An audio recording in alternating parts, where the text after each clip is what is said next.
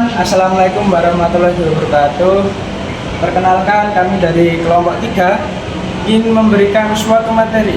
Sebelumnya, perkenalkan, kami beranggotakan 4 orang, yaitu saya Caisarana Kutusasana, kemudian ada Andreas Nayaka Widrajat, lalu ada Aditya Putra Wicaksono, dan yang terakhir Gavin Fatas. 1, 2, yuk.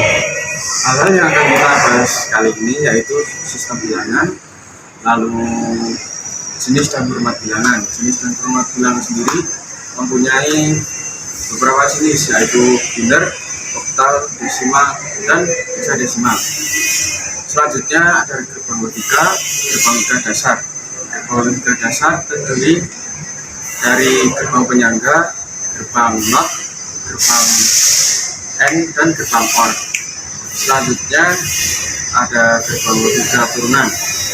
Gerbang logika turunan terdiri dari gerbang not OR, gerbang XOR, dan gerbang XOR. Oke, selanjutnya yang terakhir adalah yaitu sistem penyajian bilangan. Sistem penyajian bilangan itu terbagi beberapa jenis. Yang pertama binary code desimal, kedua binary code hexadesimal, dan yang terakhir American Standard Code Information Interchange. Sistem bilangan adalah kumpulan dari simbol untuk mempresentasikan suatu bilangan atau cara untuk memanggil besaran dari suatu item fisik. Konsep dasar sistem bilangan terdiri dari base, absolute digit, dan position value.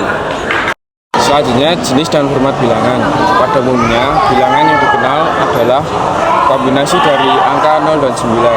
Angka-angka tersebut dapat dikelompokkan lagi menjadi beberapa jenis, mulai dari bilangan biner, ternary, desimal, hingga hexadesimal. Dan berikut adalah tabel pengelompokan jenis bilangan. Yang pertama adalah biner. Biner merupakan sistem bilangan yang memiliki 2 angka, yaitu 0 dan 1. Jika dalam desimal, angka disebut dengan digit. Maka penyebutan satu angka biner disebut dengan bit atau binary digit. Bilangan biner digunakan pada bidang digital atau segala hal yang menunjukkan pernyataan ya dan tidak, on dan off, maupun buka dan tutup. Angka 0 mewakili keadaan listrik mati, dan angka 1 mewakili keadaan listrik ketika hidup. Lalu yang kedua ada nibel. Nibel adalah kelompok yang terdiri dari 4 bit. Jika kita menyusun bit dalam nibel menjadi kombinasi unik. Nibel dapat menyimpan nilai dari 0 hingga 15. Itu berarti dapat mewakili 16 nilai. Penulisan bilangan biner dengan menyusun 8 bit disebut dengan byte. Satuan byte biasanya digunakan untuk menyatakan kapasitas memori atau penyimpanan. Lalu yang ketiga ada oktal. Bilangan oktal di bidang teknologi informasi digunakan untuk mempresentasikan informasi dalam bentuk kode yang digunakan pada sistem operasi Unix dan Linux. Kode oktal digunakan untuk mempresentasikan izin akses file dan direktori pada sistem operasi tersebut, atau pada umumnya dikenal dengan pengaturan CHMOD. Istilah CHMOD ini memiliki kepanjangan yaitu change mode, sebuah perintah untuk memberi akses kepada pemilik, pengguna biasa, dan tamu. Selanjutnya yang keempat adalah desimal. Sistem bilangan ini menggunakan 10 macam simbol bilangan, yaitu 0, 1, 2, 3, 4, 5, 6, 7, 8, dan 9.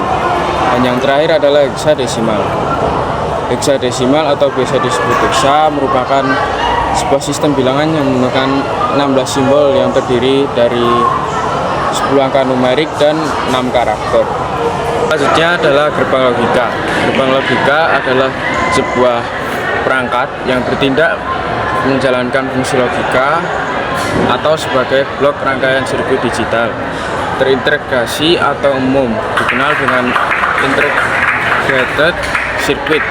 Dalam ilmu elektronika, pengertian IC adalah komponen elektronika aktif yang berisi ratusan hingga jutaan komponen elektronika yang terdiri dari dioda, kapasitor, dan resistor yang terpadu menjadi sebuah rangkaian elektronik. Berikutnya adalah gerbang logika dibagi menjadi dua macam, yaitu gerbang logika dasar dan gerbang logika turunan. Gerbang logika dasar dibagi menjadi beberapa jenis, yaitu gerbang penyangga, merupakan gerbang logika dasar yang tidak mengubah kondisi masukan. Yang kedua, gerbang NOT, merupakan pembalik atau biasa juga disebut gerbang NOT, merupakan gerbang logika dasar yang difungsikan untuk membalikan nilai masukan. Yang ketiga, gerbang N. Gerbang N memerlukan minimal 2 masukan untuk diproses. Jika kedua masukan bernilai 1, maka keluarannya juga bernilai 1. Sebaliknya, keluarannya akan bernilai 0. Gerbang OR. Gerbang OR memerlukan minimal 2 masukan untuk diproses. Jika salah satu dari kedua masukan atau begitu juga dengan keduanya bernilai 1, maka keluarannya juga bernilai 1. Sebaliknya, keluarannya akan bernilai 0. Yang ketiga, gerbang logika turunan. Juga dibagi beberapa jenis. Ada gerbang NOT N, lalu gerbang N memerlukan minimal 2 masukan untuk diproses. Lalu gerbang NOT OR merupakan memerlukan minimal 2 masukan untuk diproses. Gerbang NOR merupakan kebalikan atau lawan dari gerbang OR. Jika salah satu dari kedua masukan bernilai 1, maka keluarannya bernilai 0. Sebaliknya, keluarannya akan bernilai 1. Lalu gerbang XOR. Gerbang XOR memerlukan minimal 2 masukan untuk diproses. Jika salah satu dari kedua masukan memiliki nilai atau kondisi yang berbeda, maka kondisi keluarannya bernilai 1. Sebaliknya, keluarannya akan bernilai 0. Lalu gerbang XNOR memerlukan minimal 2 masukan untuk diproses. Gerbang XNOR merupakan kebalikan dari gerbang XOR. Selanjutnya, sistem penyandian bilangan. Karena komputer hanya mengerti bilangan, angka yang kita ketik harus diubah menjadi benar terlebih dahulu. Ada beberapa sistem penyandian untuk mengubah angka atau karakter ke dalam bentuk benar. Yang pertama, BCD, mengubah angka desimal ke dalam bentuk benar. Setiap digit desimal diwakili oleh 4 bit. Yang kedua, BCH, mengubah angka hexadesimal ke dalam bentuk benar. Dan yang terakhir, ASCII, yaitu standar pengkodean untuk karakter alfanumerik atau huruf angka simbol menggunakan 7 bit. Gerbang logika juga memiliki keuntungan, yaitu salah satunya untuk operasi matematika, pengulangan sinyal, dan untuk membuat keputusan dalam kontrol otomatis. Di sisi lain, gerbang logika juga memiliki kekurangan, salah satunya yaitu gerbang logika hanya memiliki rentang tegangan operasi yang terbatas. Di sisi lain, sistem bilangan memiliki kekurangan, salah satunya yaitu sistem biner memerlukan banyak bit untuk proses bilangan atau usaha yang sangat besar. Oleh karena itu, memerlukan banyak data atau memori. Sedangkan sistem bilangan memiliki keuntungan dan kekurangan. Yang pertama, memiliki keuntungan, salah satunya yaitu sistem biner yang memiliki 200, yaitu 0 dan 1, yang dapat memudahkan perangkat elektronik untuk mengolah data. Kita menyadari bahwa sistem bilangan dan gerbang logika memiliki banyak manfaat dalam kehidupan sehari-hari. Salah satu contohnya pada bilangan desimal, yang bisa mempermudah kita dalam menghitung. Gerbang logika juga memiliki banyak manfaat dalam mempermudah kegiatan kita sehari-hari. Contohnya pada gerbang logika N, pada saat saklar dibuka, lampu akan menyala. Begitu juga sebaliknya.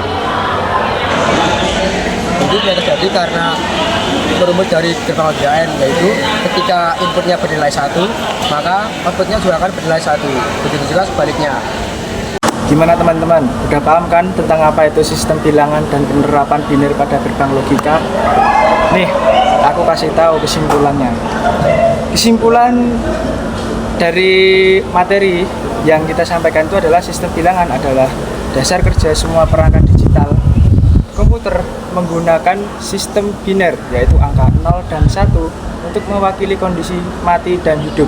Angka-angka ini diproses melalui gerbang logika seperti AND, OR, dan NOT untuk mengambil keputusan dan menjalankan perintah. Dengan kata lain, sistem biner dan gerbang logika adalah otak utama di balik cara kerja komputer, ponsel, dan berbagai teknologi modern yang kita gunakan setiap hari.